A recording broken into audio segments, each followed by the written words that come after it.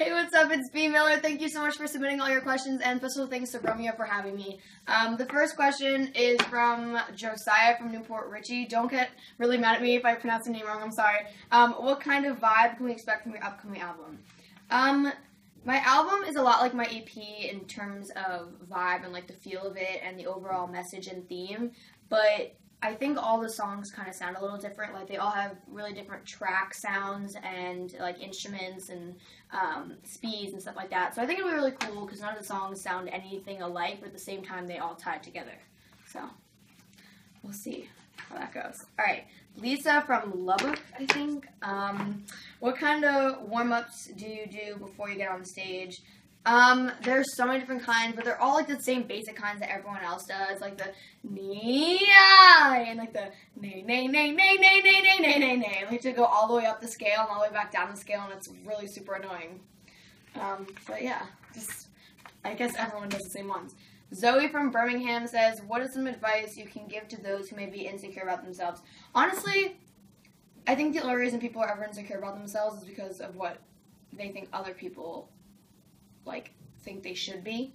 And if you don't concern yourself with how other people perceive you, you won't ever be insecure. And that's honestly true. That's not just like me trying to like preach to you and be like, la-di-da, here's some advice that doesn't actually matter or mean anything. But when I stopped caring what other people thought about me, I was a lot happier as a person overall. So if you honestly just like stop caring how other people are going to think of you, if you wear something or do something or say something, then you'll be a lot happier with yourself. Brenna from Port Washington says, when did you know you wanted to really pursue a singing career?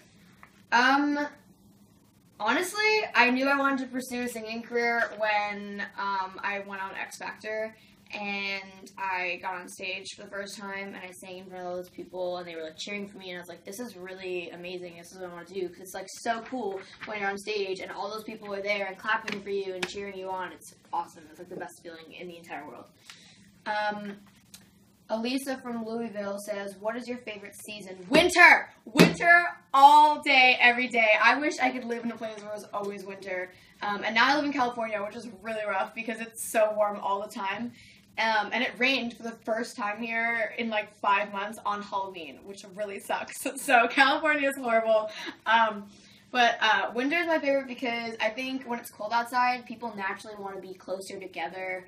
And then also you get like sweaters and jackets and scarves and hats. You can get all cozy and like hot chocolate and all of that. And snow, oh my god, snow is my favorite thing in the whole world. And so definitely, also my birthday is in the winter. So I'm definitely a big fan of winter. Florence from Montreal says, who's your role model? I have a lot of role models for different reasons. Like, I really look up to Miley Cyrus, and don't be like, oh my god, what's wrong with this girl? I look up to Miley Cyrus because I feel like, even though I don't look up to the things that she does specifically, like the partying and stuff like that, I look up to her because she just does whatever she wants, and she really honestly doesn't care. And if you ever like scroll through her Instagram feed, she posts something like once every 10 minutes, and it's always these really random things that don't make any sense, and it's amazing. And I just love that she just does whatever makes her happy. I think that's something that we can all look up to in a way. But then, like, musically, I really look up to, like, Hayley Williams from Paramore and Taylor Momsen from The Pretty Reckless. And then just, like, as a person, like, this is going to sound so tacky, but I always look up to Demi Lovato because she's just such a cool person, and she has gotten through so many things and, like jumped over so many obstacles, and she's also just, like, amazing as a performer and just such a cool person. So they're just a couple. Michaela from Madison says, what's your favorite song out right now? Sweet Talker by Jessie J. Jessie J slays me all day, every day. She is amazing, and her new album is incredible, and if you don't have it, you should get it. I'm about to, like, promote Jessie J right now because she's amazing. But yeah, it's really good, and that's probably why the entire album is named off that song. Sam from State College says, what was your favorite part about being on the Demi World Tour? I think just being on stage in general, because I've never been on a stage in front of that many people. Like, kind of technically on X Factor, I was in front of more people than that, but they weren't actually live, like, in the studio. They were just at home watching on TV, so I couldn't see them. So it was really cool because we were in arenas, which are gigantic, and every single night there were all these girls who I could see, like, especially right in the front. They knew the words, and they were, like, singing along. They were so excited and happy to be there. And then during Youngblood, like, they all put the flashlights on their phone on and, like, had them up in the air, and I cried. I almost cried, like, every single night because it's so beautiful. So just, like, being on stage in general is awesome. Chloe from Toronto says, where do you see yourself in 10 years? I don't like to think about that. I get asked this question all the time. But I think that if you plan ahead in your life, you are more likely to get let down. That sounds so sad, but it's just that I don't ever like to plan things because what if I said I wanted to be a millionaire and have 2 really expensive cars and a gigantic house, and then, I wasn't there yet in 10 years. Like, I would be really let down by that. So I don't like to really plan ahead, and you just can't plan for anything. I could have all of those things, who knows, but I just don't really like to think about it. I just want to be happy. Jonas from Addison says, do you speak any other languages? Not, like, enough to where it counts. I took Spanish for, like, literally 5 years and only know how to say, like, 3 words. But, yeah, I can understand Spanish kind of if someone's speaking really slowly and not saying things that are really complicated, or using, like, slang. Like, if someone said the Spanish version of, like, slay or, like, yes, I would be like, I would not know what's going on. But if they use, like, really formal words, I could probably understand them. I just can't, like, have a conversation. Rafaela from Porto Alegre, maybe? I tried. If you had the ability to create a galaxy, what would you name it? This is the most difficult question I've ever heard in my life, and I honestly am not cool enough to come up with an answer to this. I would name it Galaxy number 8 billion. I don't even know. You guys, I'm so bad at being funny and entertaining. Sammy from South Carolina says, do you prefer sunrises or sunsets? I think sunrises are really pretty, but there's no way that I'm waking up early enough to watch the sunrise ever. Sometimes I stay up all the way through the night and then see the sunrise, and then it's always really pretty. So I guess technically I'm more of a sunrise person, but I'm not usually awake for them, unless I decide to pull an all-nighter, which happens occasionally. But sunsets are really pretty too, because sometimes, like, the whole sky will turn purple before it completely gets dark, and that's amazing. Juliana from somewhere. Juliana from somewhere says, what is your favorite thing to do on a rainy day? I really like to bundle up and, like, leave the shades open on the window. This is what I used to do in New Jersey. I don't really do it anymore in California, but I like to leave the windows open so I can see the rain against the window. And I like to just bundle up and, like, read a book or something. And normally I don't read books because I'm lazy and would rather watch TV or, like, the movie version of it. But on rainy days, it's something I can't watch TV when it's raining because I like the sound of the rain so much. But I also don't just want to, like, lay in my bed staring at the ceiling and doing nothing. So I'll usually, like, read a book when it's raining and, like, bundle up in my pajamas all day. And it's the best thing ever. I love rainy days. But now, on rainy days, because it never rains in California, I literally run outside and start, like, dancing. Like, doing a freaking rain dance because I'm so excited that it's raining. So those are 2 very different answers. It depends on where I am. Jasmine from Glendale says, if you could collaborate with anyone, who would it be? I have the same answer to this question every single time I'm asked it, and it's Ed Sheeran for sure. Like, I can just hear it in my head, and no one ever understands what I'm talking about when I say this, but sometimes on songs, you can kind of hear the air almost, because normally that's taken out. Like, you take out all the background noise, and the only thing you can hear is the artist's vocals and the track, or the band, or whatever it is. But sometimes the sound of just the graveliness in the air is left in it. It kind of sounds like when an air conditioning is on, and I don't know how else to describe it, but I'm just imagining that, and, like, all one take, super raw of me and Ed Sheeran, and him just on his guitar, no track or anything, no, like, harmonies, like, extra, like, little, like, riffs or anything here and there, just, like, us just singing a really simple song, all one take all the way through, just, like, super raw. I think that'd be so cool. Leo from France says, do you have any hidden talents? The only things that I'm capable of doing besides singing are sleeping and binge watching Netflix for 8 hours and playing Call of Duty for so long that I lost track of time. So I would say no, probably. Matthew from Brazil says, do you prefer writing songs when you're sad or happy? The only person who's ever written a song when they're happy is Pharrell. So I'm going to go with sad. It's so much easier to like write lyrics that actually are good when you're sad because you're more emotional and therefore more inclined to say really deep, artsy, like intelligent sounding things when you're sad. In my opinion, I just think some of the best art comes from people who are really troubled. Gianna from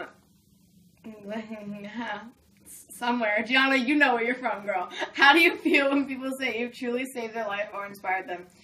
That, honestly, I never really believe it, actually, because I'm the same age as a lot of the people who tell me that, and it's kind of like if I were walking through the hallway in a public high school and a random girl who I had math class with walked up to me and was like, you inspire me so much, and I'd be like, what are you talking about? Like, it's just super weird because I am the same age as all the people who say that, and I would just feel like, why? Like, I'm just like you. I'm just a normal girl, and I have the same struggles as you, and I go through the same things and have the same insecurities, and, you know, I guess it's just weird that you're all watching me grow up at the same time that you're growing up, and it's cool that I can help you with that. So it always comes as a shock to me, and I never really believe it, but of course, like, it's amazing at the same time.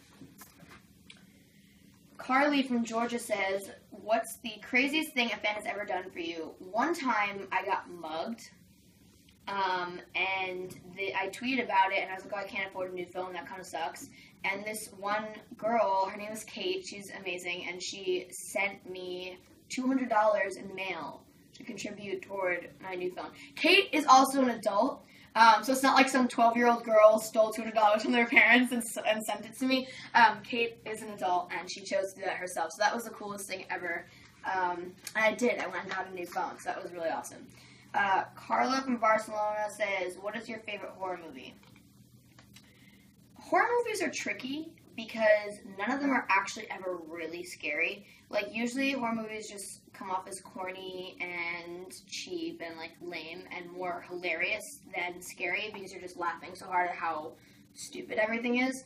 But I think this was really recent. The Conjuring was pretty good, and then Annabelle, the follow-up of it, was really good. And a lot of people say, like, it got, like, bad reviews, technically, Annabelle, but I was actually scared by it, and I thought that it wasn't as corny and stupid and, like, fake blood everywhere and, like, really dumb as most scary movies are. So I actually really liked both of those. I think it's a really good, like, movie thing. There are two of them, and I can't think of the word for it. Hannah from Montreal. When I first read this, I was like, I really wish it was Hannah from Montana, because that would have made my entire week, but it's okay, Hannah. I don't mind that you're from Montreal. You just would have been cooler if you were from Montana. What is your favorite city that you have visited so far? My favorite city in the whole world is New York City, and nothing will ever top that, ever. But I really like Seattle, because that's where Kurt Cobain is from, and so obviously that's super cool. Kaylee from East Meadow. Actually, I didn't finish answering that last one. I have more to add on to that. Also in Seattle, there's this museum, and it's like a music museum, and it's just all about artists and like music over time and like all this really cool stuff. And then in the center of the building, they have this sculpture built from the ground all the way up to the ceiling that kind of just looks like a tornado of guitars and other musical instruments, and it's super, super cool. So that was just really awesome. Kaylee from East Meadow says, what is the number one message you hope to get across with the upcoming album? Oh my god, there's so many things that I wanted to say. Mostly, I just want to get across that I'm just a normal 15-year-old girl, and I have the same, like, I go through all the same stuff, and that we can all get through it together, and, like, you're not as alone and, like, as you think you are, because every teenager is like, no one understands me, I'm so alone. And I know that because I do it too. So mainly it's just kind of, I tried to steer really clear of love songs. There are a couple on there, but along with like my EP, and the only love song on my EP is not, it's like anti-love. It's like, I don't even want you. I want a Dracula, and you're a stupid prince, and you suck. So mostly it's just kind of trying to be empowering and say that sometimes life really, really sucks, but it sucks for all of us, and then it gets better.